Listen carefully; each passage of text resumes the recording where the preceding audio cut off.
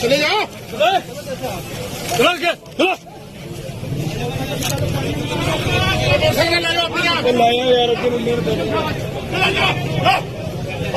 ये पंजाब पुलिस की जानब से पीटीआई के वोटर्स को धकेल दिया गया।